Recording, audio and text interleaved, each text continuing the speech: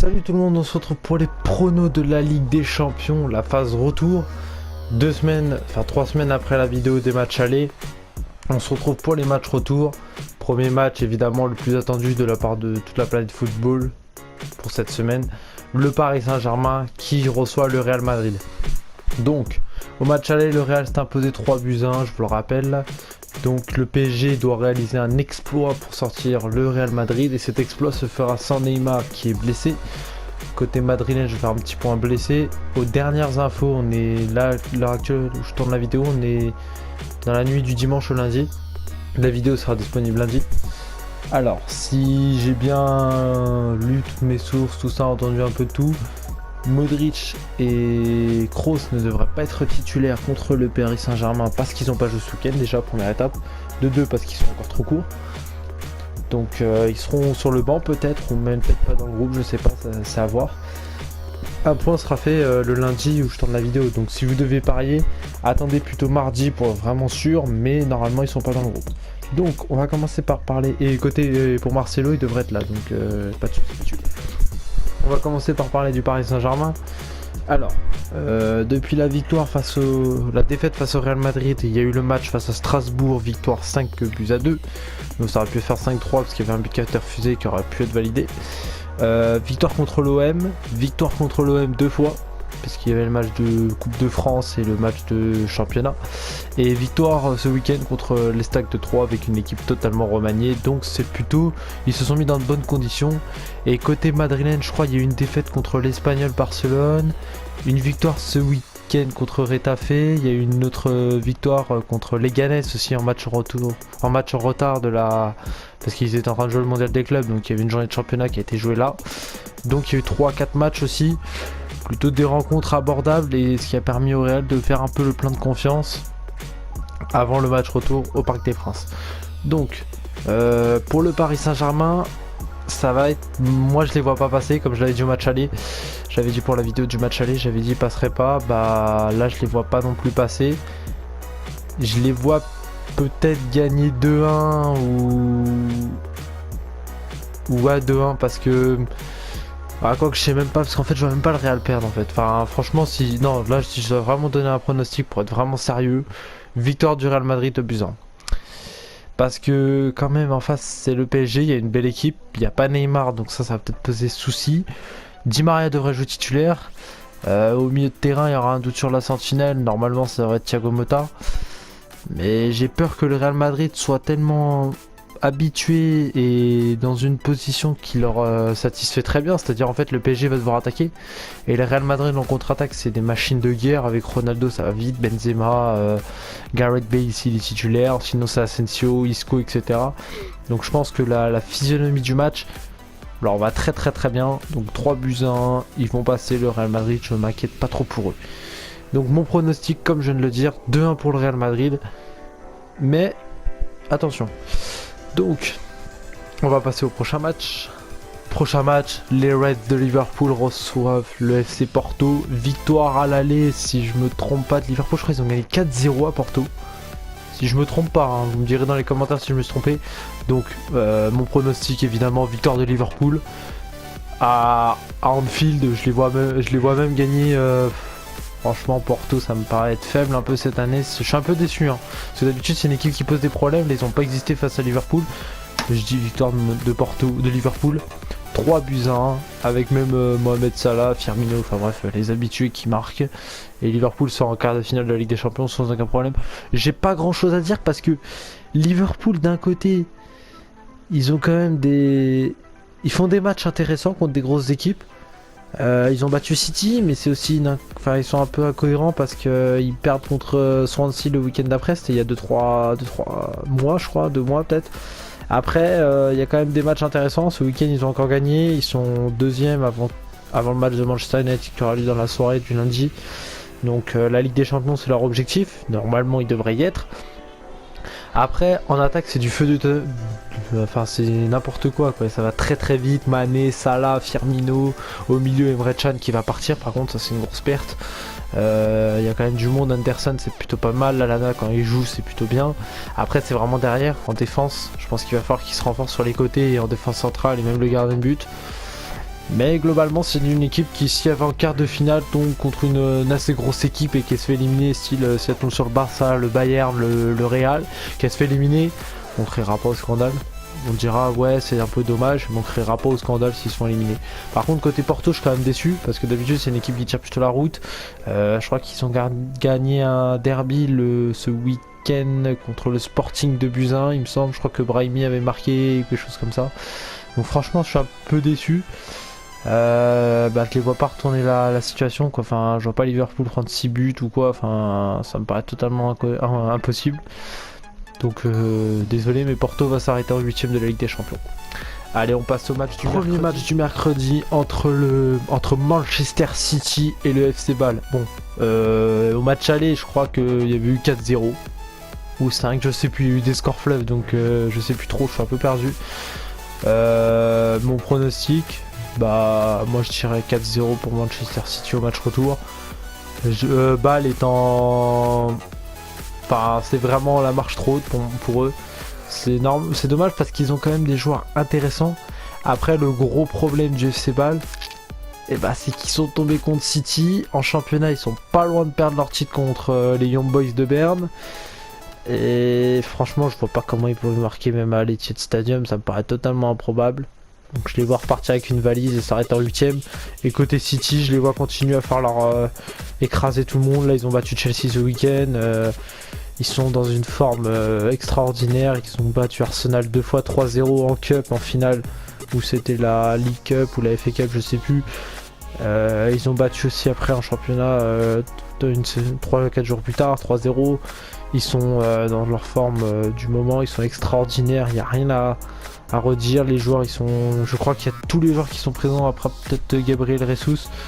Je crois que je sais plus s'il est encore blessé ou s'il va pas tarder à revenir. L'état de forme, c'est une équipe qui est en état de grâce, hein, on va dire. Il y a juste Benjamin Mendy, je crois, qui est blessé peut-être. Mais voilà, je les vois aller en quart et s'ils tombent contre une équipe qui peut, je vais pas dire être à leur portée parce qu'il y aura plus d'équipe à leur portée, mais s'ils tombent sur un gros, ils peuvent poser des problèmes à certaines grosses équipes comme le Bayern, le Barça et le Real, etc. Allez, on passe aux Spurs de Tottenham reçoivent la Juventus de Turin. Alors, troisième club anglais hein, sur 4 matchs, c'est plutôt pas mal hein, pour les clubs anglais. La semaine d'après, il y aura encore 2 clubs si je me trompe pas. Il y aura Chelsea et... Non, il n'y aura qu'un club. Si, 2 clubs, Chelsea et Manchester United. Donc, là par contre, je sais que il y a 3 semaines, j'avais dit la Juve dans leur stade. Si je me trompe pas, vous pouvez me dire dans les commentaires, hein, parce que je me souviens plus trop, j'ai pas regardé la vidéo. Je crois que j'avais dit la Juve. Voilà, ça allait être très serré. Là par contre, vraiment Tottenham m'a surpris. Parce que tomber contre la Juve, réaliser ce qu'ils ont fait, c'est plutôt vraiment... C'est très très très très intéressant. Mon pronostic, il y a eu 2-2 entre la Juve et Tottenham au match aller. Ça veut dire que au coup d'envoi, Tottenham est qualifié, faut le dire. Je vois bien quand même un petit 2-1 pour la Juve à l'expérience. Parce que Tottenham n'a peut-être pas l'habitude d'avoir cette expérience-là. Et je sais pas comment ils pourraient réagir s'ils prennent un but. Parce que ça veut dire qu'il faudrait qu'ils égalisent sans vouloir trop se montrer pour essayer d'en prendre un deuxième derrière, enfin ça serait quand même très compliqué. Côté de Tottenham, il y a Harry Kane qui est en feu, il y a Eriksen qui est en feu, Dele Alli s'il le veut il peut être très bon, Son qui est vraiment pas mal du tout, il a marqué ce week-end. La défense ça tient la route, le gardien c'est très bon. Côté Juventus, victoire sur le fil contre la Lazio, 1-0, but de Paulo Dybala qui revient. Ça faisait 2 mois je crois qu'il n'avait pas joué en tant que titulaire, donc là il revient. Attention à Paulo Dybala parce que s'il est dans un grand soir comme il avait fait la saison dernière où il avait éliminé le Barça, s'il est dans un grand soir ça peut faire très mal pour Tottenham.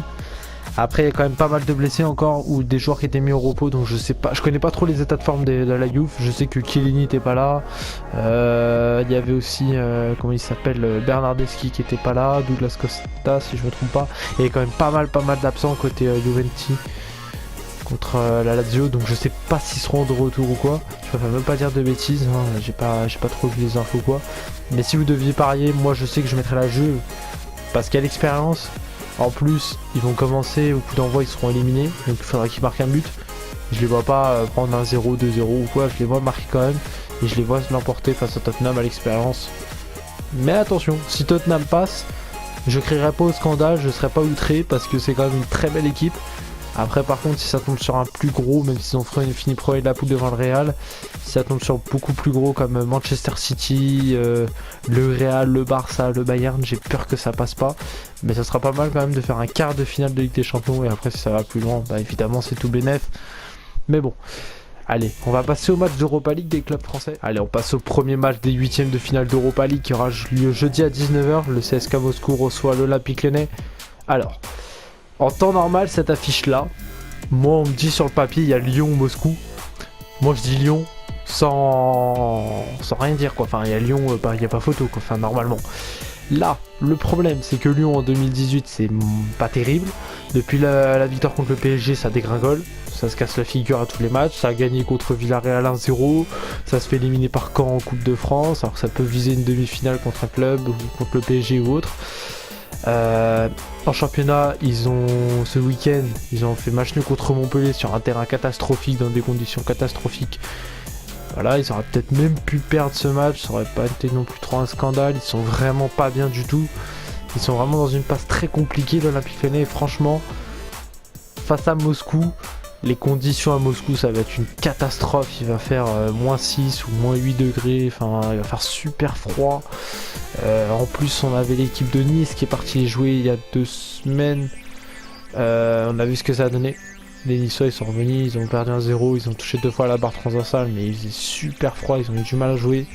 Là, si je dois donner un pronostic sur ce Moscou-Lyon, je dirais le CSKA Moscou 2-1. Parce que je vois pas Lyon s'imposer à Moscou, surtout, c'est déjà le froid. Ensuite, Lyon aura peut-être un match super important contre l'Olympique de Marseille en championnat. Ça va être un match très compliqué. Il va falloir aller chercher la victoire pour espérer la 3ème place. Je dis bien espérer parce qu'ils sont quand même assez loin. Même si l'OM sort d'un match nul contre Nantes, on va en parler dans le prochain match. Après, je sais pas si Fekir sera remis. Mais sinon, non, je vois une victoire de Moscou 2-1. Allez, on passe au l'Olympique de Marseille reçoit l'Athletic Club de Bilbao. Alors, sur le papier, c'est un gros choc, c'est un gros match, c'est vraiment une belle affiche d'Europa League. Il y en a d'autres, je vais essayer de détailler un petit peu plus tard après les autres affiches. Mais, oui, parce qu'il y a toujours un mais, hein. On a quand même... voilà. Marseille, en Ligue Europa, ça a été plutôt pas mal. Le tour d'avant contre Braga, j'avais dit que ça allait être très compliqué. Ils ont rendu la tâche super simple en gagnant 3-0. Après, le problème, c'est que là, ça joue contre l'Athletic Club de Bilbao, une équipe qui est habituée à l'Europa League. Je rappelle qu'ils ont fait une finale à l'époque de Marcelo Bielsa, faut pas l'oublier. Je pense, en toute sincérité, hein, là, Marseille va passer, parce que Bilbao en championnat, ça va pas très fort, voire même pas du tout. Ils sont très mal en point. Après, alors, est-ce qu'ils vont tout miser sur l'Europa League? Peut-être. Mais si Marseille au Vélodrome joue sérieusement et est très bien concentré avec des bonnes forces vives, l'OM doit s'imposer. Donc si je dois faire un pari, je dirais le victoire de l'OM 2-1 face à Bilbao. Voilà quoi, je vois pas Bilbao s'imposer à l'OM mais au Vélodrome, mais je vois pas non plus Bilbao prendre une raclée quoi. Enfin, franchement ça montrerait que l'OM est vraiment investi dans l'Europa League s'ils mettent une vraie raclée, style 3-1, 4-0 à Bilbao. Ou même 3-0, je dirais, ah oui quand même, ils sont vraiment dedans quoi. Voilà. Donc après il y a d'autres affiches. Il y a l'AC Milan qui reçoit Arsenal. Match entre deux équipes qui d'habitude jouent la Ligue des Champions mais qui là sont en Europa League. Arsenal en championnat c'est une catastrophe. Ils sont vraiment ils sont vraiment pas bien du tout. Le Milan AC en championnat ça remonte. Donc bon, pourquoi pas, ça peut être une très belle affiche à regarder. Si je devais donner un pronostic, je dirais sur ce match là, San Siro, je dirais l'AC Milan. Parce que même si ça a déjà été une affiche de Ligue des Champions, si je me trompe pas, là l'AC Milan est dans une très bonne dynamique, même s'ils n'ont pas joué ce week-end au vu de ce qui s'est passé par rapport aux joueurs de la Fiorentina. Je vais pas détailler plus parce que par respect pour les familles. Voilà. Je vais dire AC Milan à San Siro. Après il y a l'Atlético de Madrid face au Lokomotiv Moscou. Bon à Wanda Metropolitano, moi je vais dire l'Atlético de Madrid facilement. Dortmund Salzbourg, Ouais, au Siguna Iguna Park, si Dortmund joue sérieusement, ça devrait passer facilement. Leipzig contre Zenit Saint-Pétersbourg, faut faire la différence au match aller. Donc Leipzig a intérêt à gagner. Pas prendre de but aussi, c'est super important. Sporting Portugal Pilsen. Je vais dire le Sporting. Et enfin Lazio de Rome, Dynamo Kiev. Je vais dire la Lazio, même si ça peut être une belle affiche parce que Kiev c'est pas non plus des peintres. C'est une belle équipe. Mais je vais dire la Lazio. Donc voilà, sur ce c'est la fin de cette vidéo pour les pronostics de la Ligue des Champions. Donc, et de l'Europa League évidemment. C'est les pronostics pour cette semaine. La semaine prochaine je ferai la même vidéo pour les matchs de la semaine prochaine. Comme ça au moins vous ne serez pas perdu dans vos pronos, etc. Donc voilà, j'attends vos retours comme sur les autres vidéos qui a fait quand même plutôt pas mal de vues, hein, presque 100, en tout j'ai dû faire 150 vues. Franchement ça me touche beaucoup parce que c'est une vidéo, je prends du temps, tout ça à la faire, j'essaie de donner mon avis, vous la regardez, vous la partagez, on dirait, franchement c'est plutôt pas mal et je suis vraiment content des retours. Donc j'espère que ça va continuer comme ça. Donc voilà, sur ce c'est la fin de cette vidéo, je vous souhaite une bonne après-midi ou une bonne soirée et je vous dis à la prochaine. Allez, ciao tout le monde.